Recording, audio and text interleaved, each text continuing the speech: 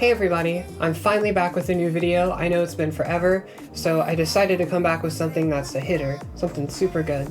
So today we're going to discuss how to make neuro bass, which originally stems from a genre called neurofunk, which comes from drum and bass, but the way that I contextualize it here is going to be quite a bit different. But the core of what it is, you know, that classic neuro sound.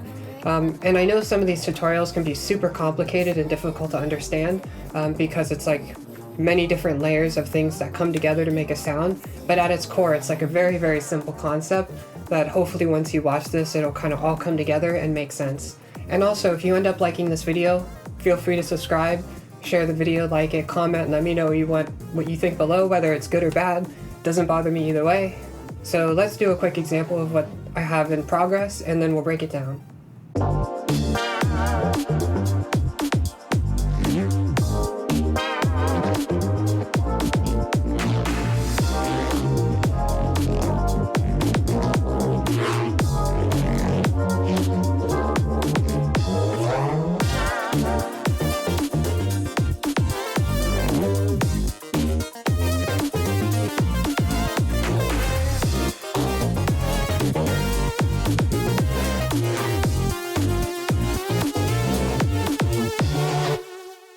So I think that sounds pretty cool, but I want to solo this really quick to show you what it sounds like in isolation.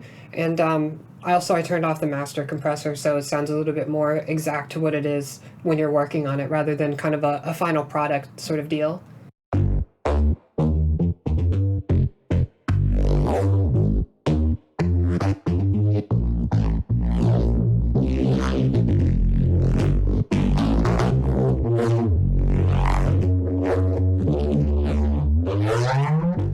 Alright, so that's how it sounds by itself.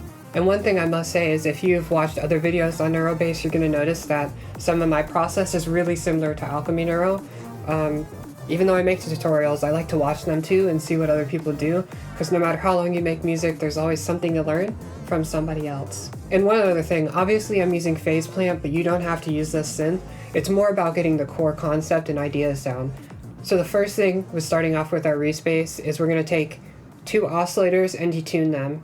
And in phase plant, I'm using the synthetic algorithm because it's like really precise.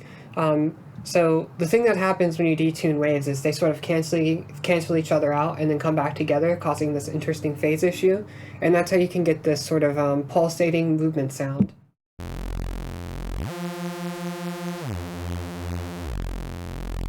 This whole concept actually comes from the Reese bass, which comes from a song by Kevin Saunderson way back in the day, and eventually it got incorporated into early jungle and drum and bass. I think Ray Keith's Terrorist is like a really good example of that sort of sound. Another thing you'll notice is that I have a stereo spread. It's only a very, very small amount. Most people will avoid doing that altogether, but I think it's totally fine. And that's just to give you a tiny bit of stereo width right at the beginning, but not so much that it becomes unfocused and messy again because everything's split so far to the side. You can hear it sort of brings focus to the sound and it just gives it a little bit of stereo field, which is kind of what we want. I generally find that neuro bass doesn't sound great when it's slammed way to the sides in terms of the stereo spectrum.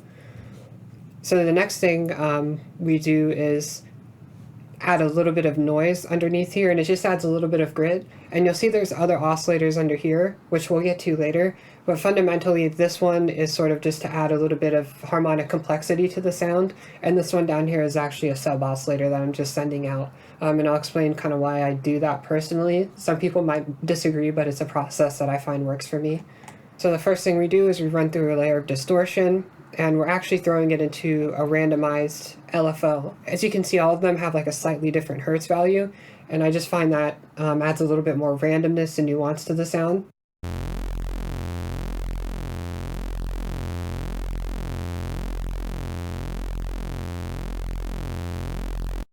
So what I'm trying to do is just add a little bit of movement in the sound. So one thing to really think about, especially when it comes to making neuro basses, is it's kind of funny because it's a very synthetic sound, but at the same time it's very natural. Just like a violin, a guitar, an orchestra, or any sort of live instrument, the sound evolves over time. Even if you sustain a note, little micro shifts in terms of a performance happen. And I think with Neuro bass, it's sort of like the epitome of doing that, but with an electronic music. So then we're going to add a notch filter, which is, you can see here if you've seen Alchemy Neuro's videos, very similar approach. I really like the sound of notch filters on Neuro bass. And I have a slope of 4 to make sure it's really steep to help make the effect more pronounced. I'm also playing with the Q a little bit. And one thing you'll notice if you really zoom in down there, there's some things I'm putting into the plus, other things I'm putting into the negative, and that's just to help add more randomness to the sound and also not have to stack so many randomness oscillators together, just to help save CPU a little bit, because face playing can get really, really heavy on that. So just important to keep in mind. This low mid frequency is really where you're going to hear it the most, because that's where it's going to sit in the mix. And your ear is going to notice the phasing and the notch filter moving around the most in this sort of area.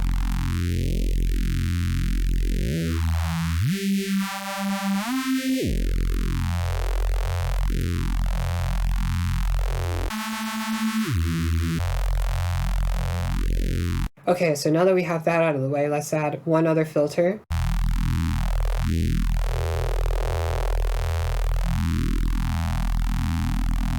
And as you can see, we're randomizing it once again. And if you're wondering, like, how much should I do it when I add randomness, all my values down here tend to be pretty low, no more than like 20% usually. So when you're thinking of creating these sounds, it's all about subtlety. One of the biggest pitfalls like people fall into when they're a new producer is going way over the top and like boosting the sound and going as crazy as they can, when in reality what makes it sound unique and interesting and focused is those little small details you add. Anyway, so here we have another filter right here which we're boosting, same way that Alchemy does it, because I think it's a great sort of interaction in that low frequency domain.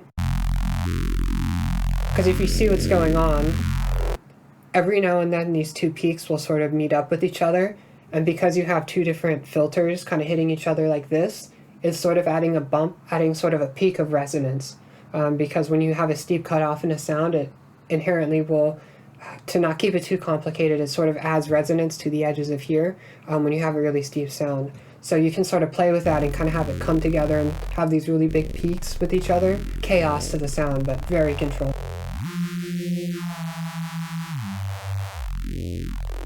It sort of almost sounds like old Counter-Strike. All of this I'm not too worried about. But I'm going to cover this part really quick because it's less important.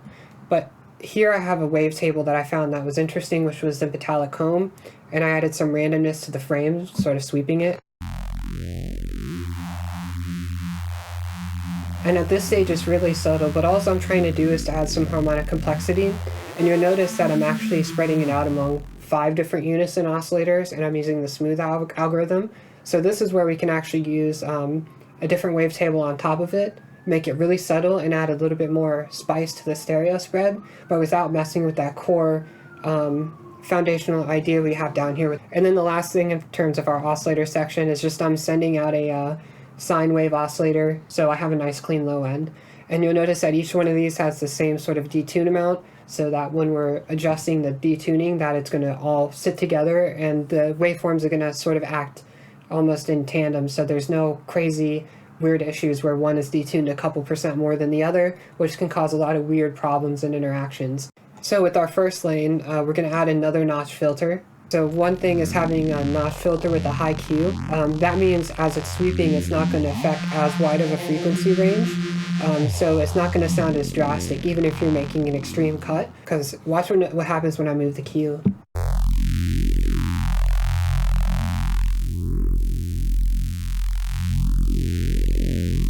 Notice that we start to lose the focus of the sound once again. We're just having a really subtle cut, only notching out a small band of frequencies and sort of moving that around. So anyways, now we're going on to the Faturator, and this is really pulling a lot of the legwork in terms of the distortion and really playing around with the harmonics in terms of the structure of the sound.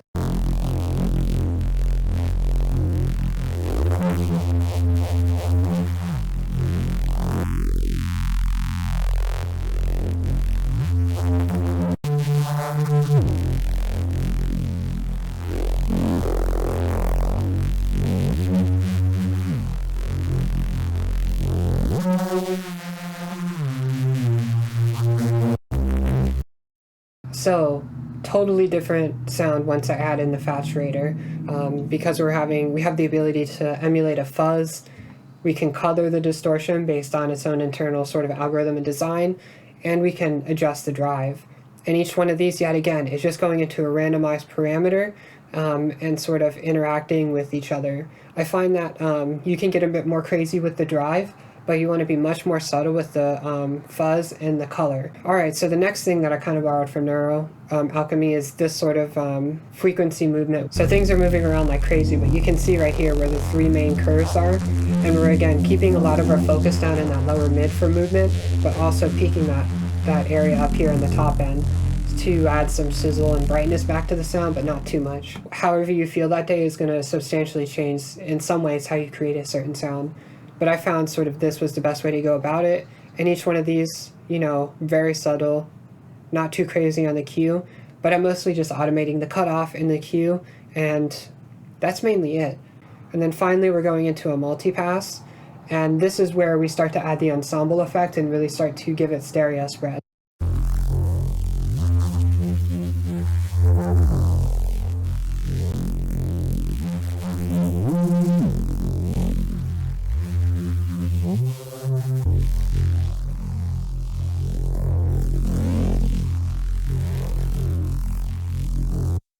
So the first thing I did is I sent a distortion on the input, and that's to accentuate the cuts I did on the slice EQ, to help bring out those harmonics that I'm messing with a little bit more. And you can see here I just have two bands, each having their own chorus on them. This one I have some phase distortion going on, which again, phase distortion can really mess with your sound, but here again, keeping it very subtle, and I'm actually not really automating it at all, because I really didn't think it needed it for this sound.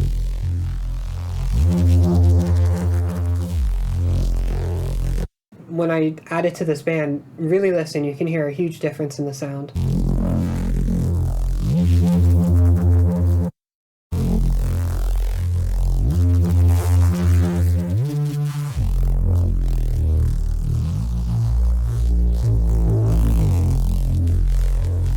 So we have this ensemble that we added it into as well.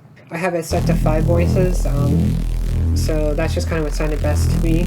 You might want more or less depending on the sort of sound you're making and what the song calls for. So again, we just have 2 different ensembles sitting on each of the different frequency spectrums, just because I found it interesting having subtle changes within the tuning, right? Because in the midfield, I wanted to keep it still pretty focused in that kind of mid-range to mid-high, but in the high frequency spectrum, I can sort of pan things out more, and it's not so chaotic because our hearing in that high frequency spectrum isn't quite that focused anyways, so I don't need to be super concerned about it being crazy in focus. So in this case, I actually just added a phaser rather than doing the notch cuts myself, because I thought in this mid band here that it adds a nice amount of movement. So yeah, it's one of those things where sometimes you might want to mix in a module that is like a phaser or a flanger and sort of let it do its thing.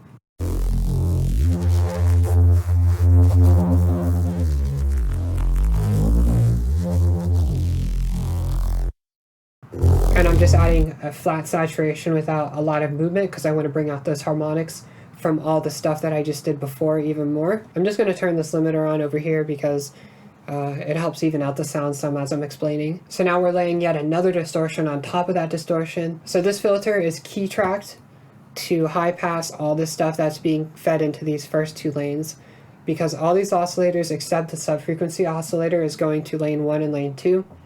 And this is just going out to lane 3, which has a limiter on it to help bring everything back together.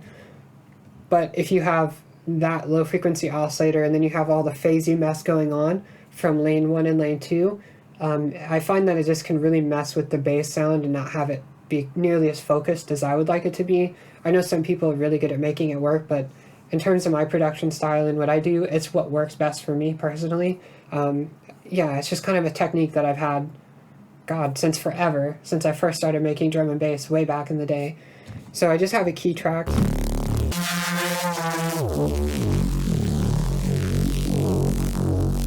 I have many different things linked up to here, but the main thing I want to discuss is actually the first thing right here is the filter cutoff.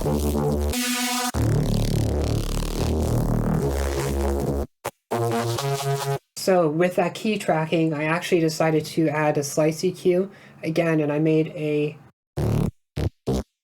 my own custom phaser shape. So one thing, I basically went online with this and sort of looked up various different shapes that different phaser units have, and I found one that I liked and I copied this.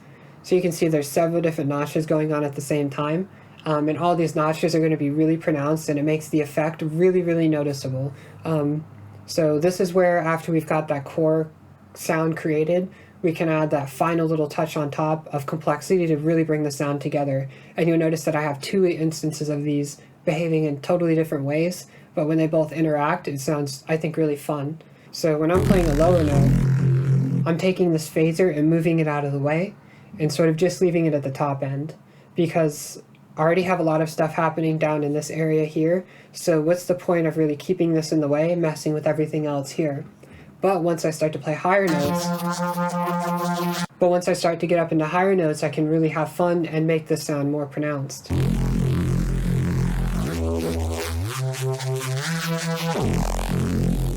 So basically what I'm able to do is to take the phase of those two oscillators and sort of mess with them even more and sort of exaggerate some of those detuning effects when you get higher up.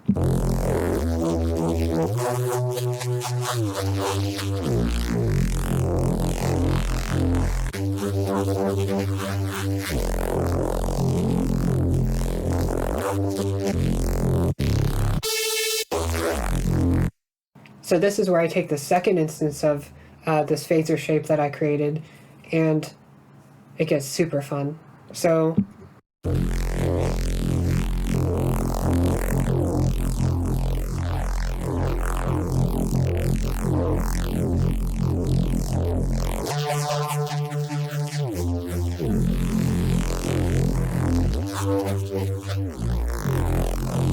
now that's where everything came together for me, and I was really having fun with designing the sound.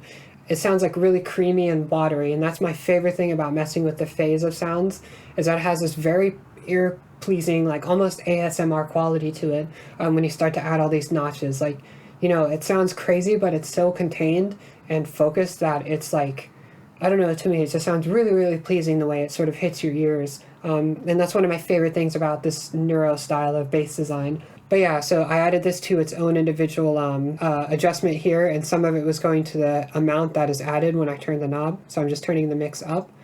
And then also for the LFO depth. So you can see I'm sending it to a sawtooth oscillator, and I'm having it ramp down.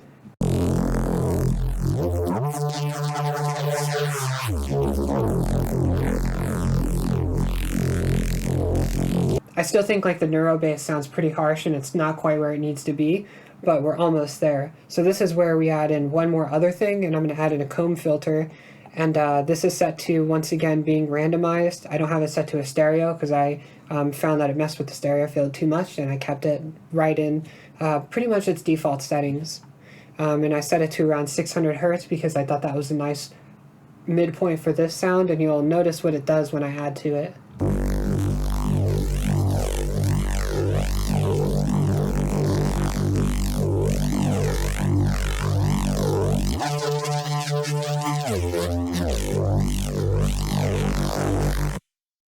But really the core concept was, again, to add more movement, but I didn't want to add the same sort of phaser sounds, and I thought that a flanger would be a little bit too similar to what I already have going on anyways. So I thought a comb filter was really the technique that was going to sound the best for this sort of bass sound, and I think it fits really well, especially when you compare the comb filter and together with the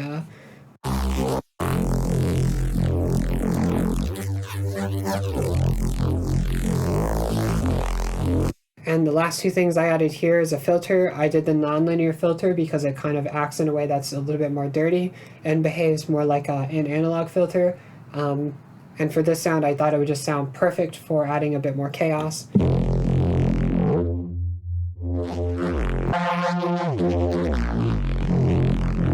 And if you listen, we're rolling off that high end quite a lot because we don't really need it, especially for everything else that's happening in this song.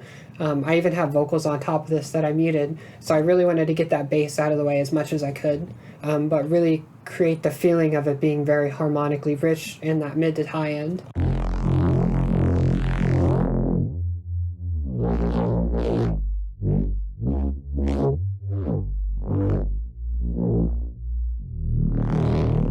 for me, this cutoff filter in this song is incredibly important, because once you sort of hear the bass on its own, you can see that this cutoff filter is doing a ton of work.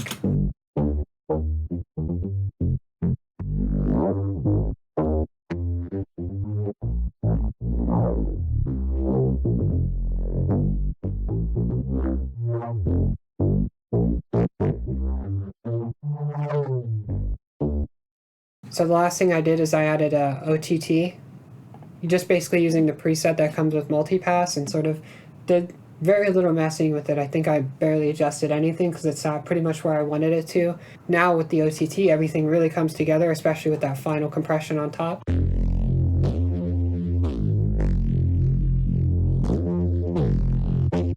And one other thing you'll notice with the sound is that I have an envelope on it, but I added that later within Bitwig here, which isn't really important, especially if you're using Bitwig, but I just wanted to have this because I have a very percussive sort of sound, because it's following a more traditional funk-based sort of, I guess you could say, design. So that's kind of why I went with.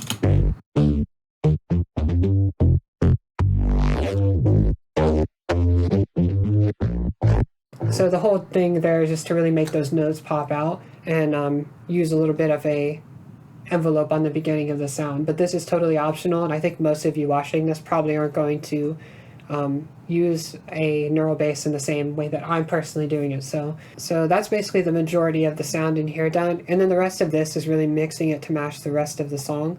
So I added a little bit more compression, I added some reverb, and then sidechain compression to really bring it all together to match with whatever is going on in here.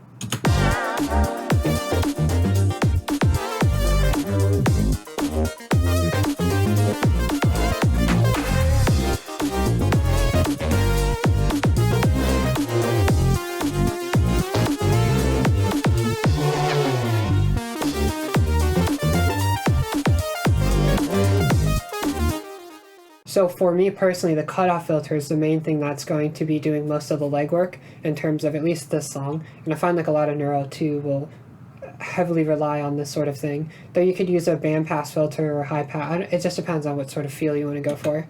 So when we combine the cutoff filter and the phaser sweep together, we get this really nice effect.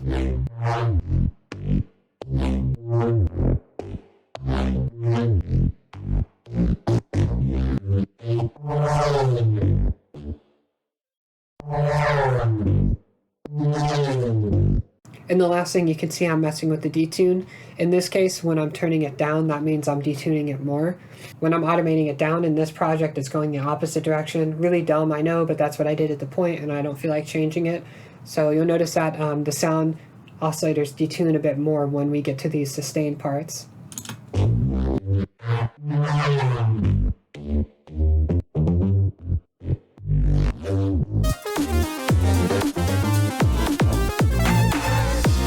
Okay, so that's quite the involved process, but it's really rewarding at the end when you create something like this. I always find it really fun. If you're having trouble making this sound, it's totally okay. If you've never really experimented with making something like this, or you're very new to production, it's going to take many different attempts to get there. So even though you watch this video, other people will say you can sit down and you're going to make this amazing sound after watching my video, but the reality of learning and improving as a producer is it's going to take practice. So after watching this, you know, you might get really excited and sit down to make this sound, something that sounds like this, and it's not very good, and that's okay. Anyways, if you like this video, feel free to subscribe if you haven't yet. Let me know what you thought in the description below. Would you like to see any more sound design tutorials? If so, what would you like to see? In addition, I definitely want to branch out and do a lot of different other styles, because before I made 80s music, everything I made was very modern. So anyways, thank you all so much for watching, and I'll see you in the next video. And that next video hopefully isn't way far in the future.